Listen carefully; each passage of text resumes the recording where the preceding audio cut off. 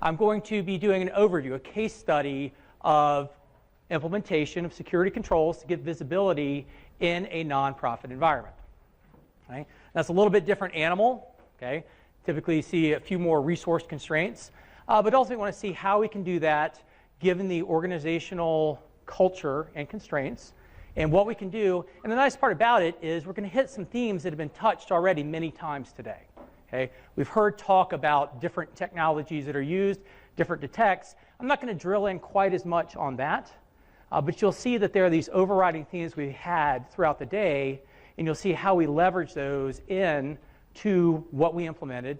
And this is for Mick, we'll also talk about how that aligns with best practices and frameworks, because that's a management selling point, right? And so we have to make sure we're feeding the beast on all levels. We're getting what we need from a security perspective, as well as getting what we need from that management perspective. Because in this case, the security team, right here, baby, that's it.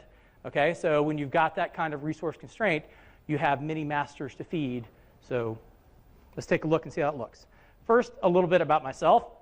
Now, I have to correct Justin just a little bit here. Actually, I probably teach 511 more than I teach 504. So I am a blue teamer. I do bleed blue just like Justin. And I love the defense side of things. I love the hunt, right?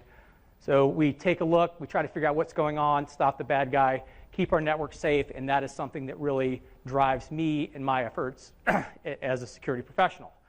GSE's in the house, right? This is almost as good as B-Sides Augusta. Matter of fact, it may even be close to the same, right? So a lot of GSEs represented, glad to see that.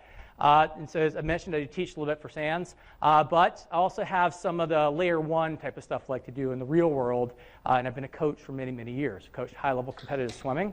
Been fortunate enough to put quite a few athletes to things like Olympic trials, World Championship trials. So that's a little bit different twist on things. I have a nice balance between what I do in my professional life and what I do in some others in my life. So let's talk about what we're trying to get out of this case study.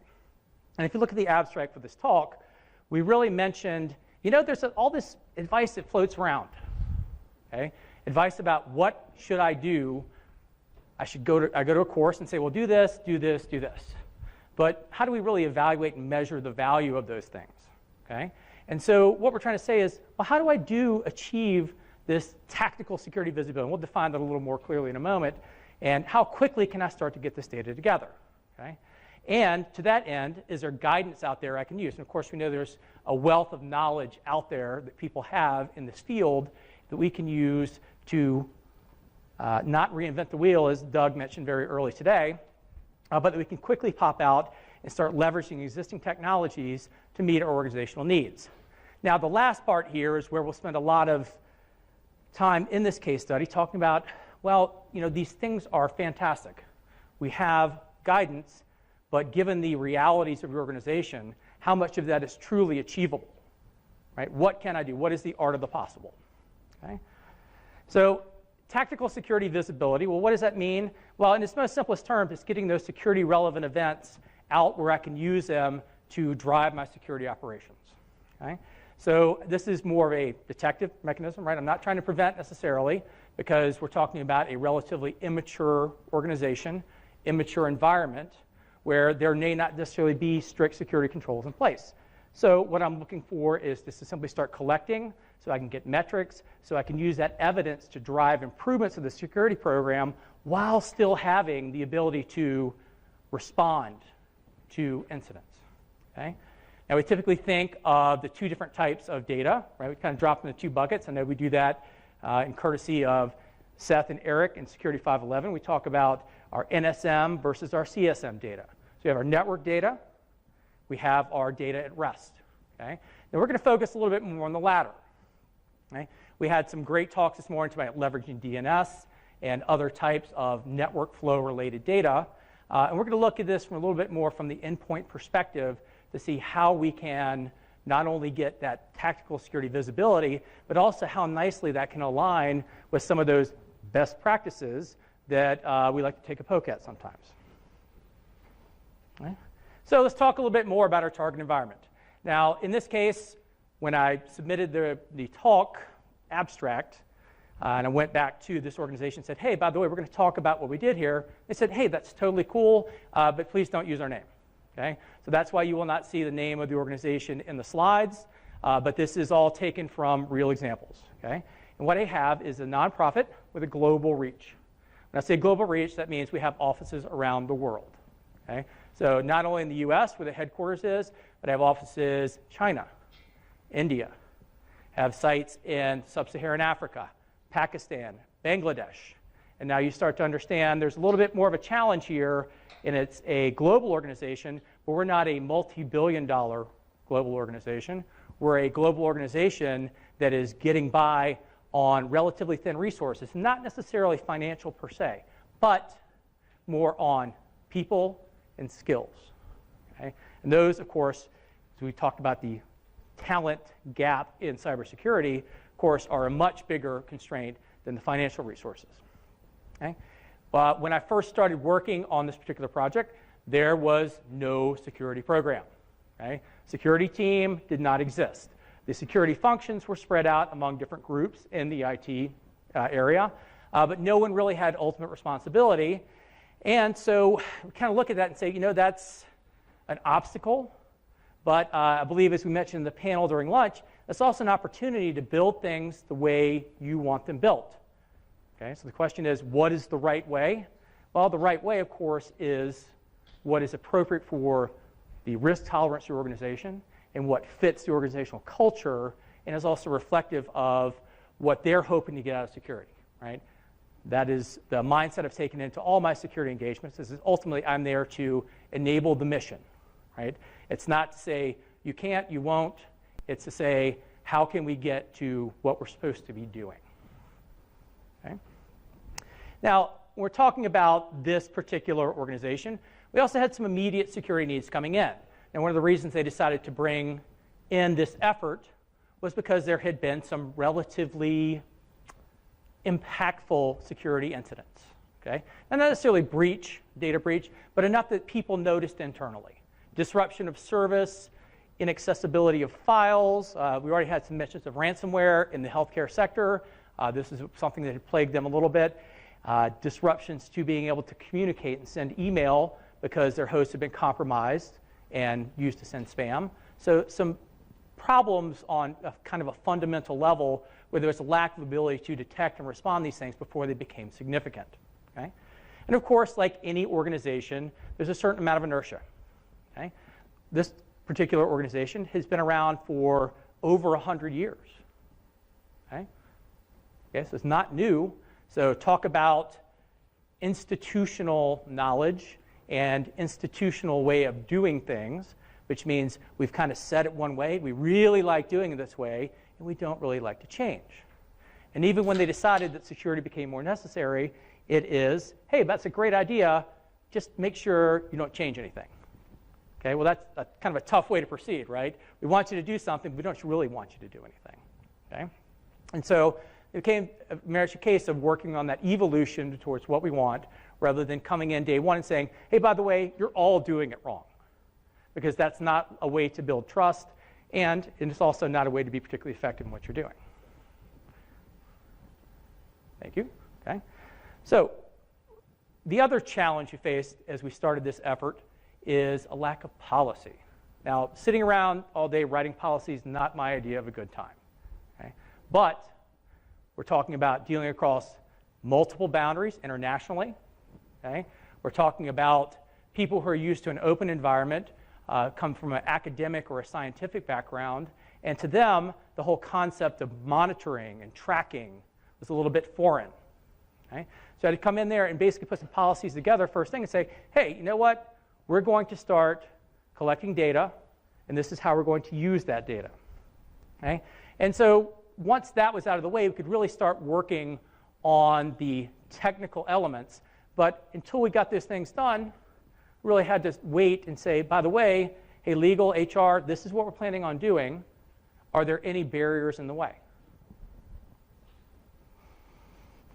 Now, I mentioned previously the concept of the art of the possible, right? We have to establish credibility. We're coming in new, coming in with the opportunity to really make a difference and build it the way we want. But if we don't build the trust first, if we don't say, hey, you know what, I'm not going to come in and start kicking things over, but I'm actually going to come in and be respectful of what important business processes exist, and also be cognizant of the impact of my user community, well, I'm not likely to have success in the long term. Now, we've talked about how attackers like to live off the land. They use the tools that are there. And so we'll do a little LOL defense ourselves, right? Because one came in, we kind of did LOL at the fact there was really no defense. And now we're going to take a look and say, well, based on what's already deployed, is there anything I can leverage to make use of as a defender? Okay? So there are native features in my operating system that I'm not using that I can leverage to make sure that I get some sort of tactical data. And of course, we mentioned frameworks, right? And we know that popular frameworks we cover in many courses or that people advocate, things like the critical security controls. Okay? And that's something that's easy to take to management. We take the management to critical security controls and say, well, we need to have asset inventory. We need to have a software inventory. Well, those can be challenging at times to have those conversations to help them understand, but there's some help in the documentation itself. You go to Appendix D of the latest version of the critical security controls, and it mentions the National Cyber Hygiene Campaign. Okay? And so basically what it does, it takes those top 5 critical security controls and flips them around in the form of a question. Okay? And so we talk about tactical security visibility. What we're saying is, can I actually answer these questions? Right? Think about it. So I would hope that in most organizations, most large organizations, those questions are fairly easy to answer, right? I've got the instrumentation, I've got the data. But when we're talking about a small or medium-sized business that may not have dedicated staff, those questions become much more difficult to answer, as was the case in this particular scenario. Okay? Now, we take a look here and organizationally map this out and say, okay, we've got a plan of action now. Okay? So I want to align my efforts with this particular framework. And I want to put my constraints around that so that I understand where my biggest value will be in this effort. Okay? So we take a look here, and this may vary based upon an organization, but I basically broke it into 3 buckets. Said, what is going to be my desired control to put in place? What is the applicability of said control to my goal of tactical visibility? And of course, what is the timeline to get that data flowing? Okay? And now you notice we added one more here. We threw a bonus in. Because you look at CSC6, which has to do with audit logging. And of course, that is kind of the whole point, right, is getting that data in. So we said, well, getting audit logging in other devices. That also deals with time zone harmonization, which we talked about as a major issue earlier. So that seemed to fit in nicely. So instead of going top 5, we're going top 6. But now we're really going to focus in on the items that are going to have low resistance in either your IT group or your user community, on things that are directly applicable to what we're trying to get, and of course can be implemented in the shortest timeline. So how quickly can I get this data flowing? Because I liken it to I'm trying to build a house. But unfortunately, the other side of the house is on fire right now. Okay? Now I know there's problems, but I want to focus on building it the right way, but it doesn't mean I can ignore the fire over here. Okay? So that's why we're trying to balance that short-term versus long-term, and trying to find that sweet spot will give us the most effective use of our resources. Okay? Now, we're trying to avoid stepping on anyone's intellectual property, but you can do this type of thought exercise with anything, really, when you're dealing with constraints.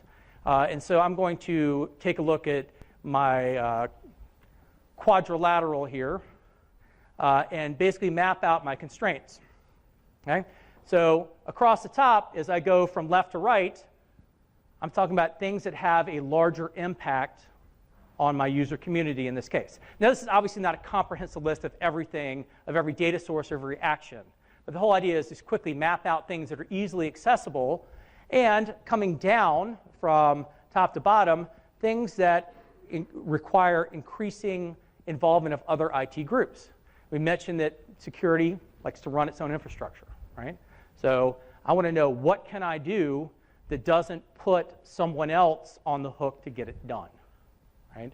How can I quickly move through? So that way the bottleneck is in my area, not in another area who's holding me back from hitting those goals and getting that tactical data flowing.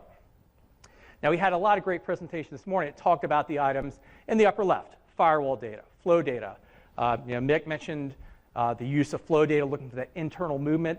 Fantastic, right? We're not really going to focus much on that. We're going to look at the items in our bottom left quadrant, because those are items, again, high value, help us get that tactical data, but really have almost no impact on the user community. And that's very big when you're trying to establish that security program, build that credibility. Okay? So we mentioned network focus. If I could, I'd spend all day looking at packets, because that's what I love. Okay?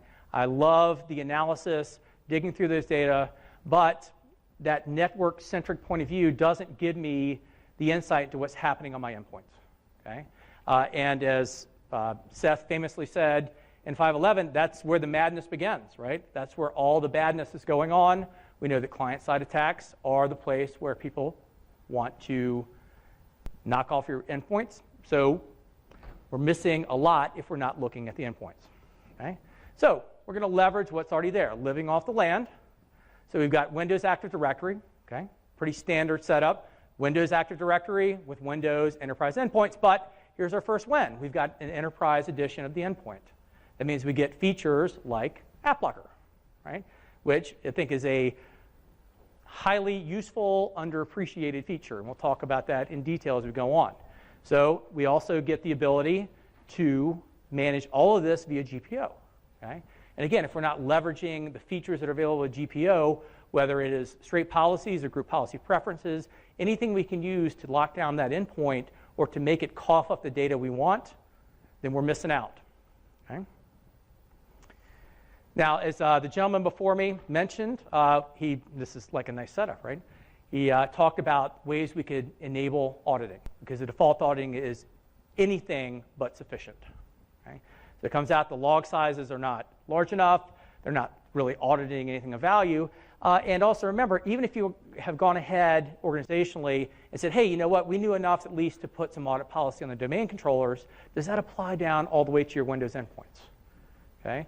In most cases, probably not. So that's something to be rectified right away. And we'll get that log size put up where it belongs. We will get the fine-grained event auditing enabled. Okay? And also get that process logging enabled. Okay? And those are all things require no changes on your endpoints, and the impact on your user community, none, right? So that's a huge win, huge win. And two options here, right? If your security team has the ability to actually implement this group policy, it's a pretty safe change, or you put it together in your test setup, and you simply export it and give them, say, here's the changes, test it, when you're ready, roll it out. Okay? But again, these are changes that take really a matter of hours rather than days or months. Okay? So it's really just about finding the right windows, the right change control approval, and the right mindset to get these things pushed through. Okay?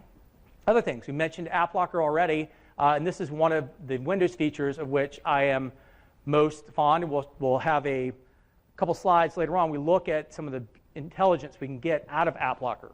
Okay? And again, in this case, we're not talking about jumping from nothing to full whitelisting. Just going to turn on the audit mode. Okay? Turn on the audit mode. Tell me everything that ran. Because while we think about, say, CSC2, software inventory, right? And you typically think of that as, well, let me get my scanner out or some sort of agent out for my inventory system, run, dump all that data back, and see what's installed.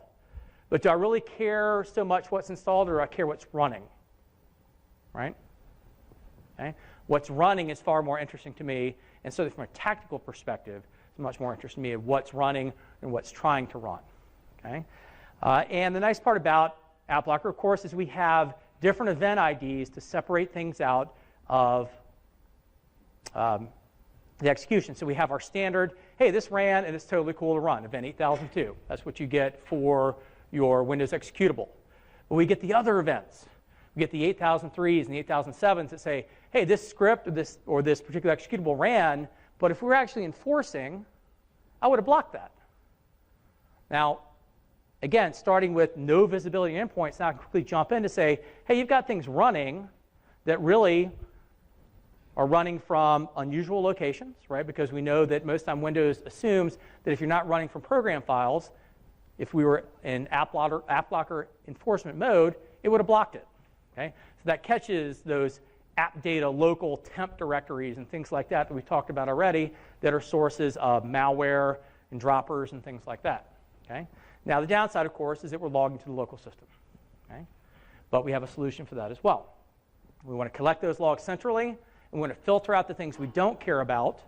And again, we want to do that without using additional software. And that's where, of course, our Windows capabilities come in using Windows Event Forwarding. Okay? Now, there's a lot of things we can do with Windows Event Forwarding in addition to just pulling these logs in. You can actually, in the slide notes, you'll see there are a couple references. One talks about if you do not wish to simply go to the forwarded events log, which is where it goes by default, you can do a little custom compilation of a DLL, drop it on your collector server, and you can actually create operational Windows logs to hit those items. There's another reference in there to a project called Project Sauron. Okay? And it's a Microsoft project that allows you to do some nearline archiving as well. So you can create these separate archive logs that are based on filtered events. So you can break out logs by event type. So you can maintain this long term if you don't want to roll them up to a SEM. Now, even at this point, we have yet to even talk about where those logs are going beyond our collector. Yes, sir? Project Sauron, as in the eye of Sauron, the great seeing eye, right? Okay. It is in the slide notes, so you'll find it there. It's just a Git repository that has some configuration items. Okay.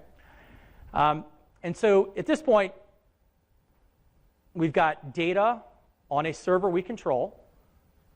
And are we done? Well, ideally, we'd like to get that somewhere else. But even if we say, you know what, I don't have a SIM, I don't have anywhere else to go, we have items like the scripts from Eric Conrad, like the Deep Blue CLI, where you could simply start running those against those forwarded logs and start getting evidence of badness, right? Or we could start parsing out things like logons, failed logons, account lockouts, any of the event IDs, the well-defined event IDs, we could start pulling those out using PowerShell or any of the other tools, and we could set them a scheduled task, alert on them right away, and kind of have our own very crude system for alerting on those things.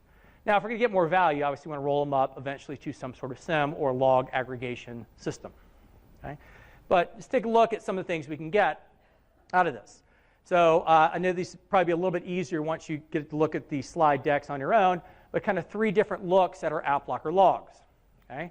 Top one is a set of unsigned scripts. Okay? And in this case, we're using our long tail, like Doug mentioned this morning. We're doing long tail on these saying, show me from least frequent going down what ran, and it gives you the full path, and it gives you a hash as well. Okay? And you think about how we can get to future state, we're simply automating that. And by the way, I'm just going to have that hash look up against a reputation service so I know right away whether it's bad, right? And then I can alert on that. Okay? So just one example. And then I take a look at executables, and notice that both cases, it mentions they're unsigned. Another nice feature we get from AppLocker is that it can tell you, hey, does this have a digital signature? If not, it can filter it out. And so now I've got all those items that would have been blocked, and I know if they're signed or unsigned. And of course, I can prioritize based upon what is unsigned and start seeing what's trying to run here. Now, in your unsigned scripts, you might find things like logon scripts, right? But those are going to be at the very top edge, right? We don't care about it. They're not going to be on the long tail. We do care about things when we see, say, something run at app data local temp, some kind of random name .bat. What is that? Right? So now we have some evidence we can use to start really digging in and work on response while we continue to try to mature the organization. Okay? And the last part here, one of the things we mentioned, sometimes we'd like to look and use things like user agent strings. Right? Say, I want to know what browsers are running in my environment. Okay? Well, again, we can get the same thing out of something like AppLocker by using a filter here. We're taking a look at things that ran, that were signed. And you can say this case, like the top element here, we see that Chrome 61 was executing in the environment. And of course, we could filter down to many other things. In this case, I have some other applications showing, but again, you're really only limited by how well you can write your queries. Okay, because you've got all these pieces of data together, and these are just examples of what you can get. Okay, and of course, your classic items like log on, log off events, account lockouts. We mentioned one of the other controls we're looking at was looking at managing privileged accounts. And one of the ways we can manage this by tracking changes in these groups. And see on the bottom right here, we have the changes to Windows group membership. And that's pulling both domain level, right? So it tells you based upon the event ID, it tells you whether it was a change to a universal group, or to a global group, or to a local group. Because again, we're forwarding those events up from our endpoints to our collector. And there, we have that tactical intelligence we can use to actually make incident response. Okay. And other things, well, we're looking for signs of persistence. Was a new account created? Was it created on the domain? Was it created locally? Did I have an account deleted? Do I have password changes? Okay, these are all things that are easy to parse out.